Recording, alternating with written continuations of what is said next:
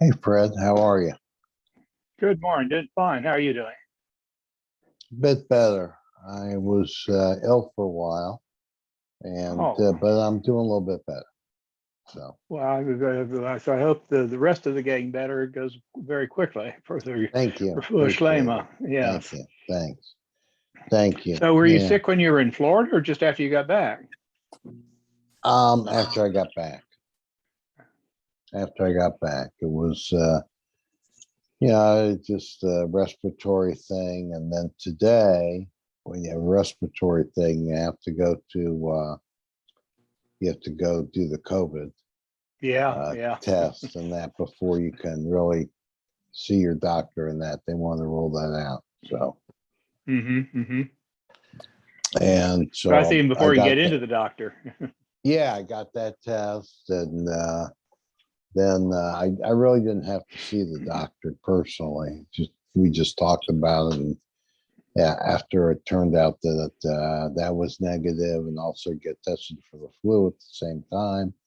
And that's negative as well. So he prescribed some medicine for me. So, yeah. Yeah, I'd gotten one test at Bexley Urgent Care one time.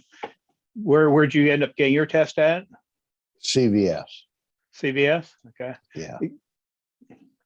So you go, this was the one on Broad Street. Mm-hmm. So they were very, very good, very good.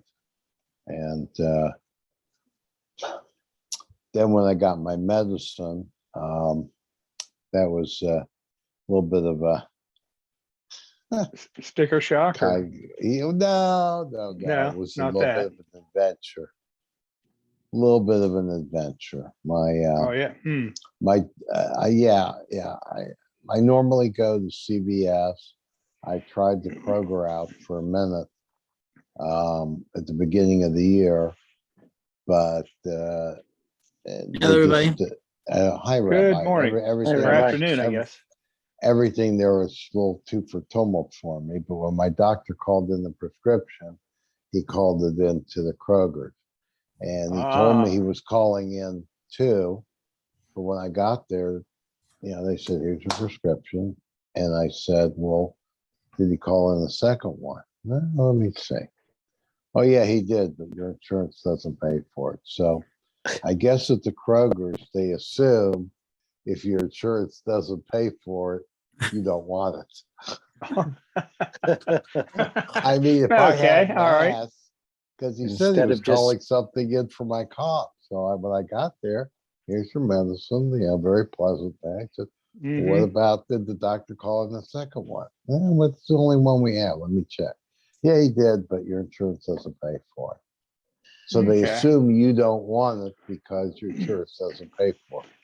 I mean, I know when we've gone to like the CVS on Main Street that that they'll check with you. They'll say, look, Right. it's there's an issue here.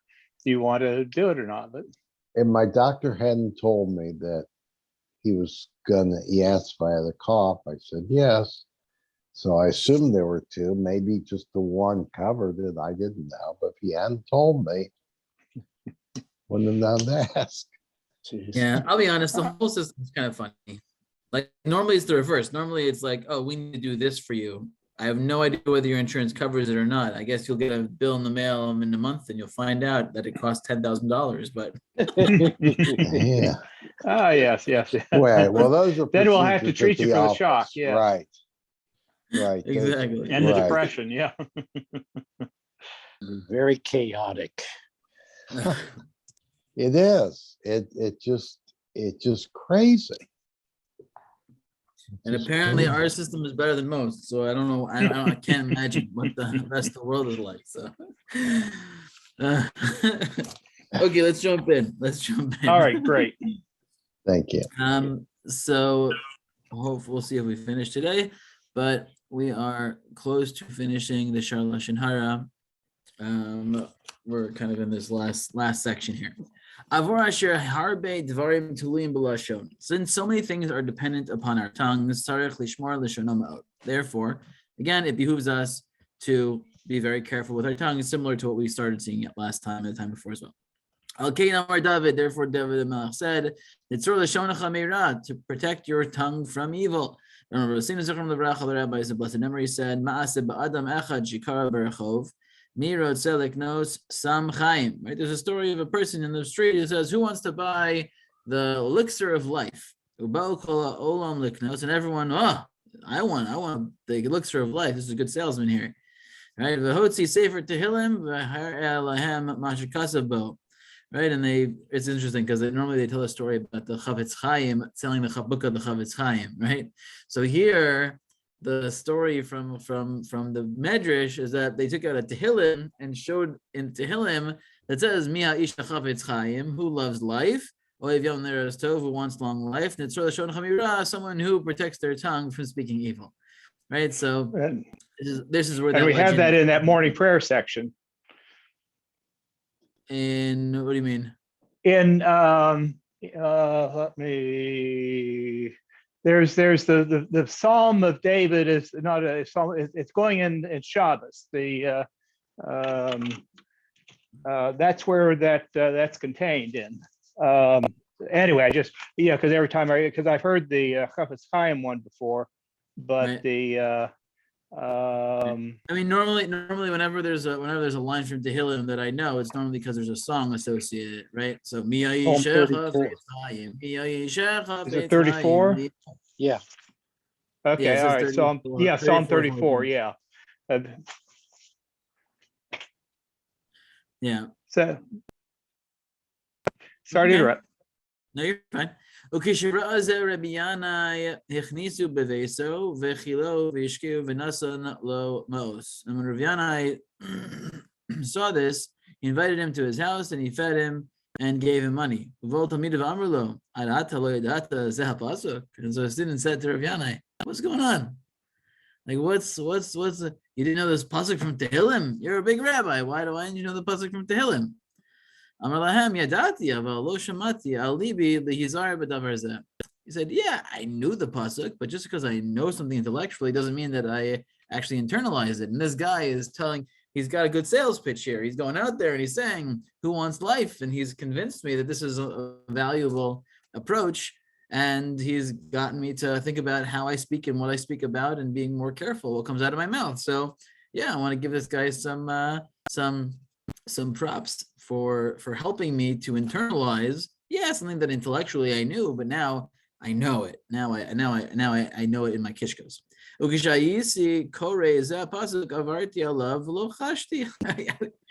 this pasuk a lot and never paid attention to it.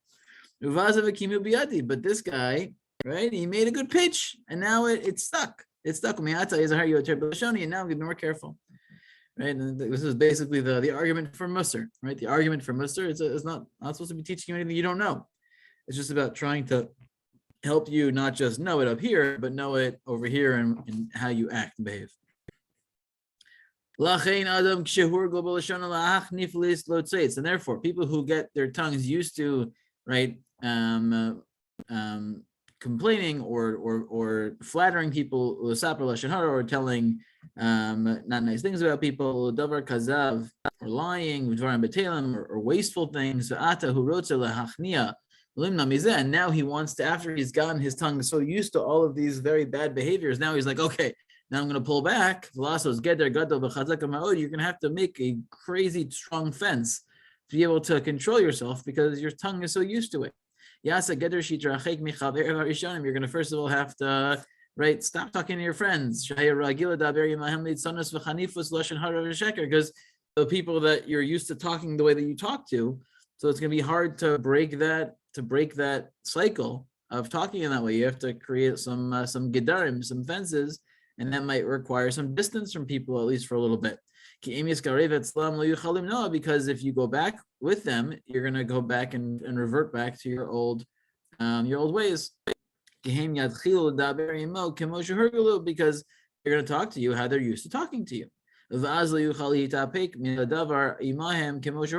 going to not be able to break the mold, break the cycle of how you usually talk with them. It's good to develop a sense of quietude where you don't need to talk. that you limit how much you open your mouth, right? It will provide you with the ability to control what it is that you're actually saying. And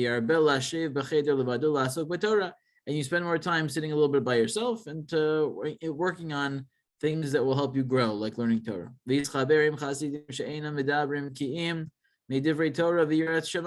And you speak with people who are righteous, and right, they don't talk about other people, they talk about ideas, they talk about Torah, and they talk about, right, how we fear God better, philosophy, different things that are not about other people. And if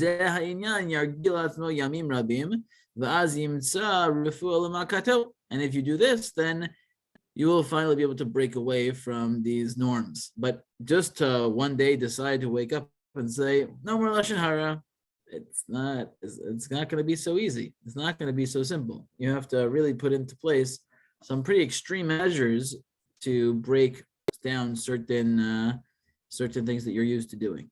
And as best as possible to put into place in your relationships healthy dialogue patterns where you're not talking about other people, but you're talking about ideas, you're talking about growth mindset, you're talking about, right, things that you want to work on.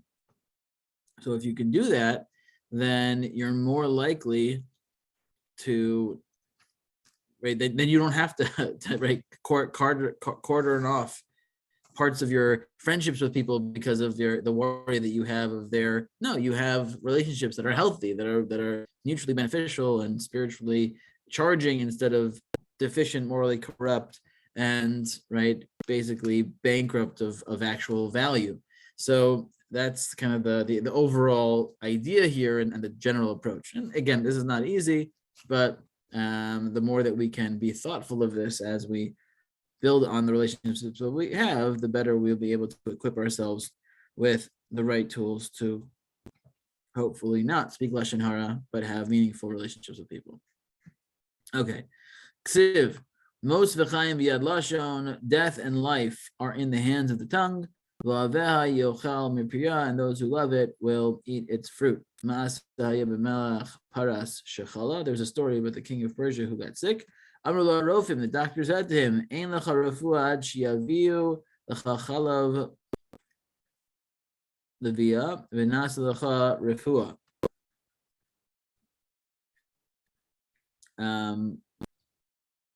Until they bring you the milk of a lioness, and then we will make you medicine to heal you. Okay. As ana echad v'amar lo, so one person responded, Ani avi lecha chalav levia im ritzonecha utenu li eser izim.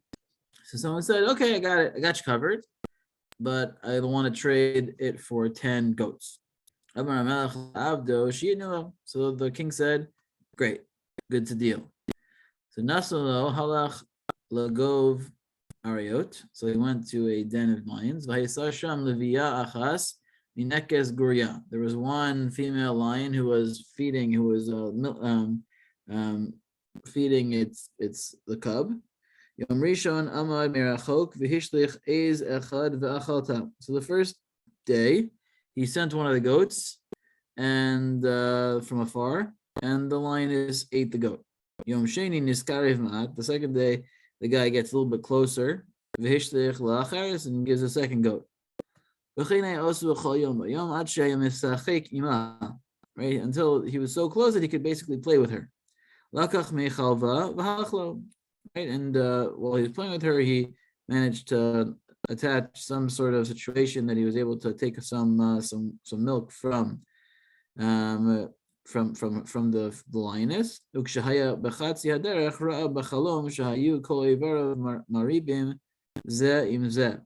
Right, and he found that all of his body parts, he had a dream on his way back, all of his body parts were fighting with each other. And the feet said, no limb in our body is as powerful as us, the legs. Right, if we couldn't walk, we would not be able to get milk from the lioness. The hand said, no, there's no body part like us. Shechalavnu, if you couldn't have the hands, you wouldn't have been able to milk the lioness. Lo haya yachala so shum davar, you couldn't do any of those things. V'einayim amru, and the eyes said, Anu l'mala mikol, right? We're better than all of you. Shim lo hayu mar'im lo, if you couldn't see, as v'derech, the actual way, lo haya nasa davar, that you couldn't have done anything. Ana halev, the heart said, V'amar ain't kamoni, they don't like us, im lo, like me, im lo nasati atzma, ma ho'altem kulchem.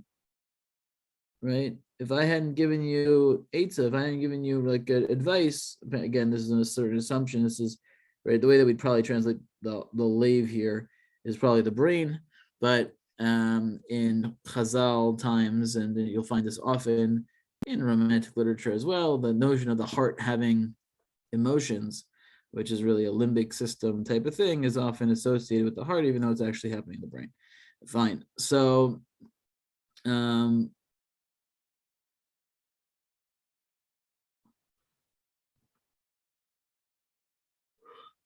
excuse me. So at the end, Anna Halasho and Va'amar Lahem, so at the end, the tongue responds to all the body parts. And Kamoni, none of you were like me. Because if I hadn't said this thing in the first place to the king, you would have nothing to do. All the body parts responded, Hello es hasegura v'nisuna b'makom choshech v'afela v'ein b'cha etzem asher kasher l'shar yivarim. Right? You're not like us. You're totally separate. First of all, you're trapped inside this dark place, the mouth, right, in the base of starim. And second of all, you have no bones, right? So you're different, right? You can get out of our conversation. You're not part of this conversation. Amr lahem alashon, hello, tirush ani melech v'shalit aleichem. So the tongue said, "Oh, I'll show you that I am the king of all of you." Now, I'm not sure why the eyes, right, didn't have the same. Why didn't they say the same thing to the eyes? I don't know. But whatever. This is an interesting little story here. So Shamar ha'ish es advarim ha'ela halach eitel melech. So after he woke up, he kind of remembered this whole experience, and he goes to the king. Amr lo adoni hamelech halach ha'chalev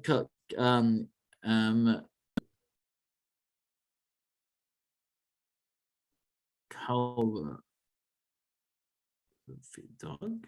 Sorry, once again.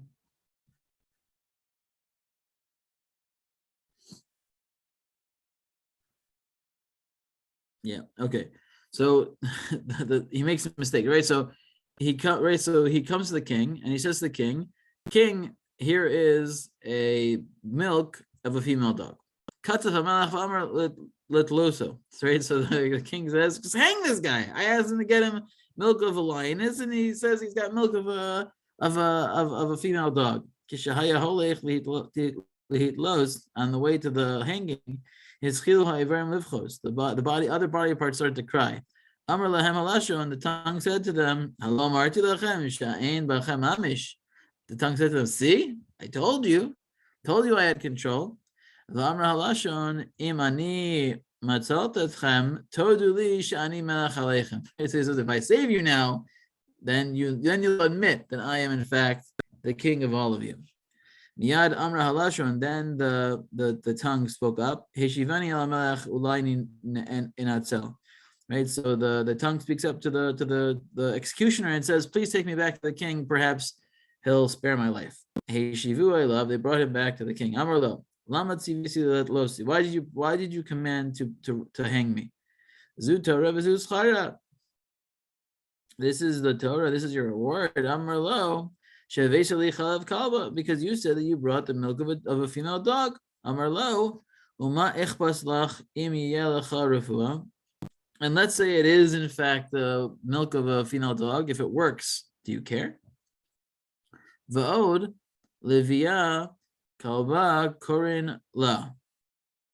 And also, you should know, by the way, they call a lioness the same word that they call for a female dog.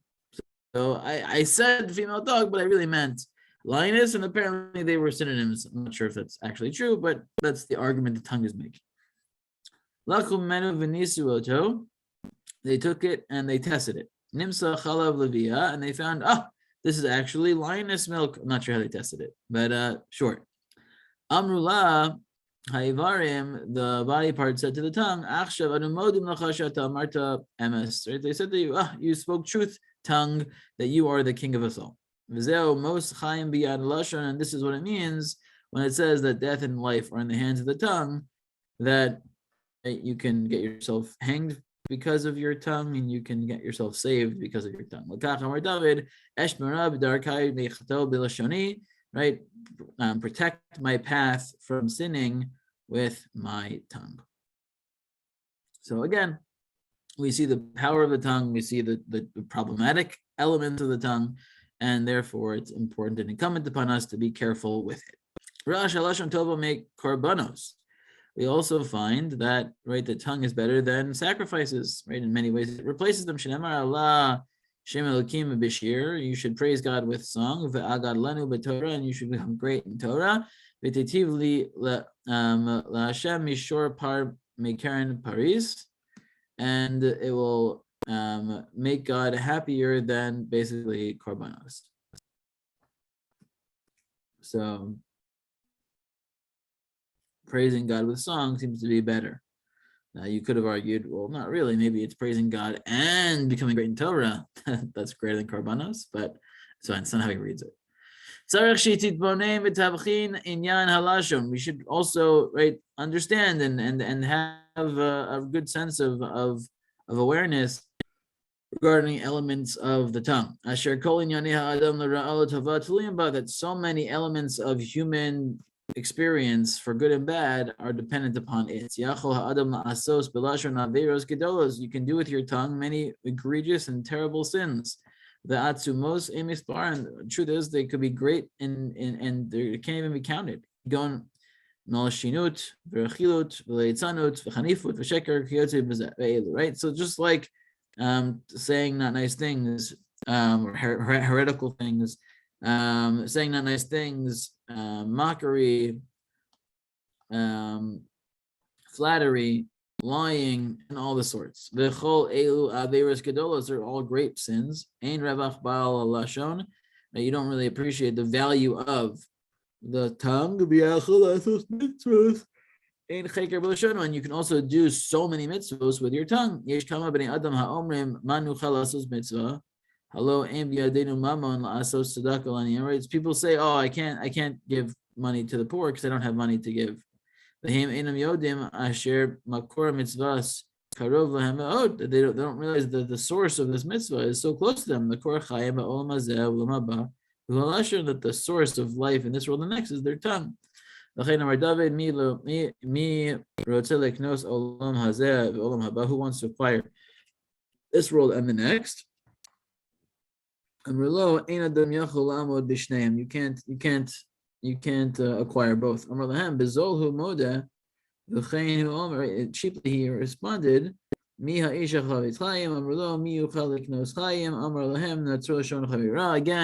same idea that if you want to acquire life, the way to do it is by keeping your tongue protected from its many pitfalls. Excuse me. Okay, and this is the final paragraph. You should also not only just keep your tongue away from bad things, but you should try to, again, encourage good things, right? Just like with your friendships and everything else. If you can encourage positive conversations that are a growth mindset for everybody, that's just better for everyone.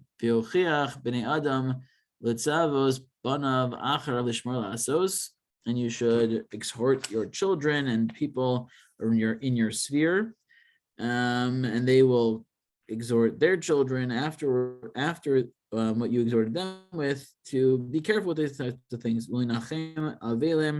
And you should take the time to console the mourners and to console those who are poor. And you should always be gentle and speak nicely to the downtrodden, and speak truth, so that they can one day get used to singing songs of praise.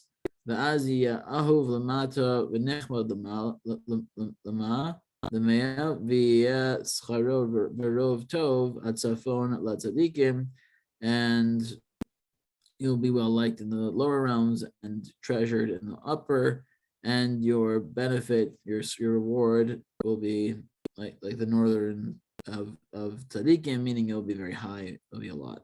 So again, to summarize today's conversation about the Lashon is pretty straightforward, pretty standard, which is that the tongue is so powerful, it really can do so much, accomplish so much. It also has many pitfalls that you want to avoid. The best that you can create in your own life, structures and people around which your language is elevated and doesn't have the negative stuff built into it, and you can create those patterns as best as possible, you stand to be in much better shape than if you start to include some of these more negative types of conversations into your everyday. It can create a much more unhealthy reality, and it just shows the power and the flexibility of the tongue. I'll stop here for thoughts or questions, and we'll pick up with, we're going to skip now the Shar HaTshuva, and we're going to go to the Shar HaTorah, which is right after the Shar chapter 27. So that's what we'll pick up later in the week. So, Rabbi, I do have a question.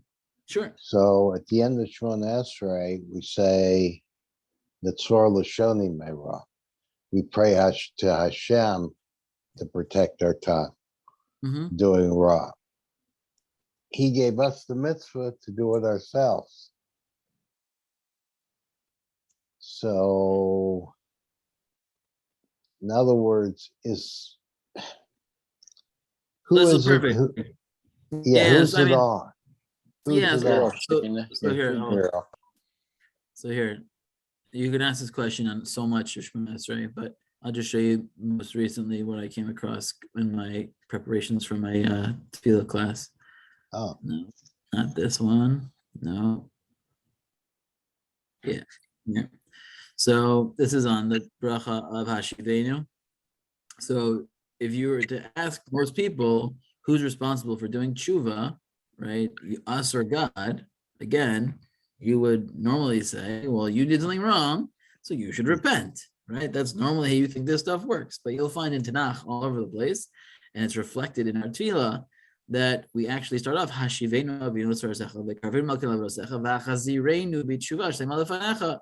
right? Please bring us back. What do you mean bring us back? You come back, like lazy bum, right? So the Baruch Shemer is one of these I call him like penny perushim. It's like I don't even know who the guy is, but there's a whole bunch of them in the Otzar Hatfilot that kind of has different thoughts. So I came across the Chora. If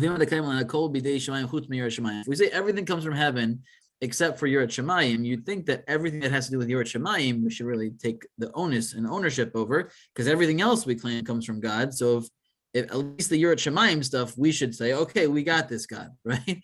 So So if that's true, why are we asking God to help us do tshuva? That's one of the few things that are Yirat Shamayim focused. So that should be on us. So why are we asking for God to do it? And this, I think,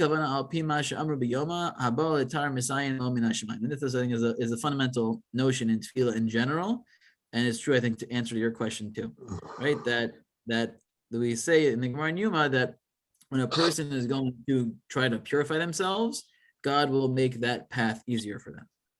And so when we say, right, Hashem, help me protect my tongue, what we're demonstrating is that this is our desire. This is what we're planning on doing ourselves. This is what we're working on.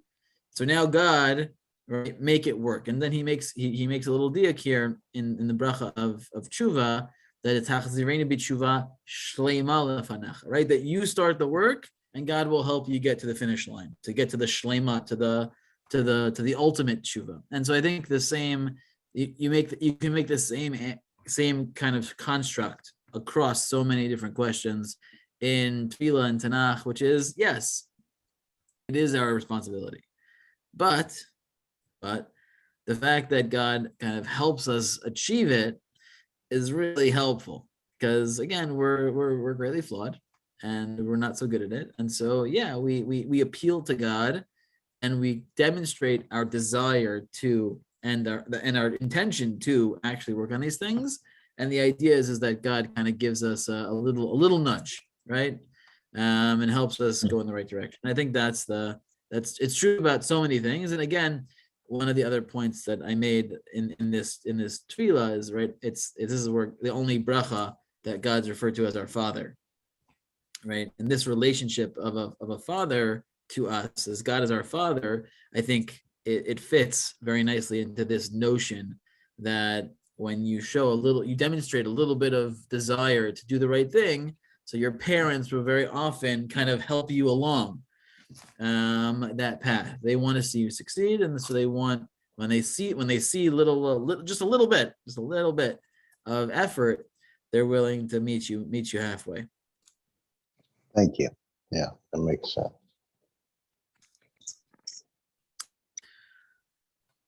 Okie doke. Thank you guys. I'm still Thank not you. sure whether we're gonna have class tonight. I'm working on it, but I have 2 kids home. So it's been interesting. It's been interesting. We'll see. I think it's possible it's gonna happen, but it's also possible it's not. I have a couple of hours to see which way things go. So All right. Well, we appreciate it and we appreciate the situation. Yes, we do. So, Yes. we'll look forward to it and be disappointed and understand if it doesn't work out. yeah. Right. You guys are Like great. Fred You guys said. are great. I mean, I hate this. I can't tell you how frustrated I am. It's like the virus is its own thing, but like the amount of times that my children are home because of it is the worst. And, Oh my gosh. Anyways. Well, okay. All right. thank you. Thank See you. you all. everybody. Bye-bye. Thank you. Thanks. Thank you. Thank you. Bye.